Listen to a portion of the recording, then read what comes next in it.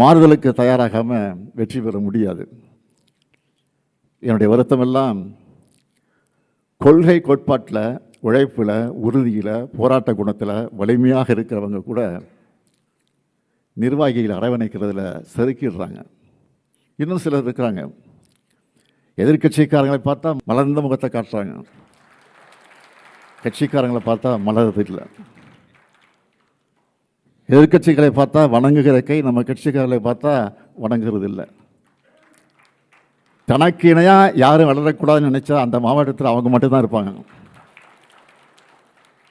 ஒரு மாவட்ட செயலாளரை மட்டும் வச்சு அந்த மாவட்டத்தில் கட்சி வளர்த்துட முடியாது. ஒரு எம்எல்ஏ மட்டும் வலிமையாக இருந்தால் அந்த தொகுதியில் ஜெயிச்சிட முடியாது. ஒவ்வொரு தொண்டனும் ஒரு நிர்வாகியாக செயல்படும் போது தான் இயக்கம் வளரும், இயக்கம் வாழும்.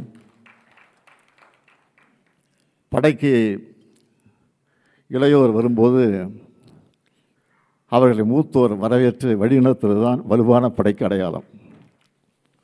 இப்போ ஆட்சிக்கு வந்திருக்கக்கூடிய எப்படிப்பட்டவங்க? மக்களுக்கு உழைக்காமல், போராட்டம் நடத்தாமல், கொள்கை இல்லாமல், நிர்வாக கட்டமைப்பு இல்லாமல் ஆட்சிக்கு வந்திருக்கிறாங்க.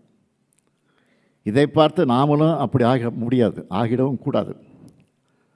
அந்த மாதிரி நாமும் கட்சி நடத்தலாம்னு நினைக்கவே கூடாது. நாமெல்லாம் நிரந்தரம். நாம் போர் அடிக்குதுன்னு சொல்லி அரசியலுக்கு வந்தவங்க இல்லை, போராட வந்தவங்க. வெற்றி தோல்வியில் நம்ம இயக்கத்தோட வாழ்க்கையே அடங்கி இருக்க போகிறதில்லை. ஒரு தேர்தலில் தோற்ற அடுத்த தேர்தல் வரும் வரை தூங்கி வடிகிறது தான் மற்ற கட்சியுடைய வழக்கம். எதிர்கட்சியாக இருந்தாலும் சுணங்கிடாமல் மக்கள் நலனுக்காக சிறப்பாக செயல்படுற கட்சி திராவிட முன்னேற்ற கழகம் என்பதை நம்ம எதிரிகளே சொல்லுவாங்க. கம் பேக் கொடுக்கறதுல நாம் தான் ஸ்பெஷலிஸ்ட், சிறப்பாக கொடுப்போம். போன முறை ஜெயித்த பிறகு வாக்களிக்காதவங்களுக்கு சேர்த்து ஆட்சி, நல்லாட்சி கொடுப்போம்னு சொன்னோம். அதை செஞ்சு காட்டணும். இப்போ தேர்தல் தோற்ற பிறகு நான் சொல்கிறேன், நமக்கு வாக்களிக்காத மக்களுக்கு சேர்த்து தான் போராட போகிறோம். அவங்களுடைய நலனுக்காகத்தான் துணை நிற்க போகிறோம். நம்ம கட்சிக்காரங்க முதல்ல அவங்க வீட்டில் அரசியல் பேசணும்.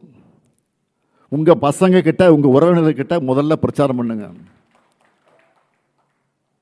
வெளியில் பிரச்சாரத்துக்கு போய் வாங்குகிற வாக்குகளுக்கு முன்னாடி முதல்ல வீட்டில் இருக்கக்கூடிய வாக்குகளை, சொந்தக்காரங்க வாக்குகளை, அக்கம் பக்கத்தில் இருக்கக்கூடிய வாக்குகளை முழுசாக வாங்கணும். இப்போ இருக்கிற முதல்வர் நம்ம கொண்டு வந்த எல்லா திட்டங்களுக்கும் பேர் மாற்றுறதுல பிஸியாக இருக்கார். சட்டப்பேரவையை சினிமா செட்டு நினச்சி பஞ்ச் டைலாக் பேசுகிறாரு.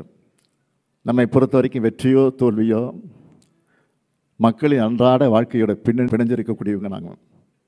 இனமும் மொழியும் நாடும் இருக்கிற வரை கருப்பு சிவப்பு கொடி பறக்கணும் என்கிற நினைப்போடு உழைக்கணும்.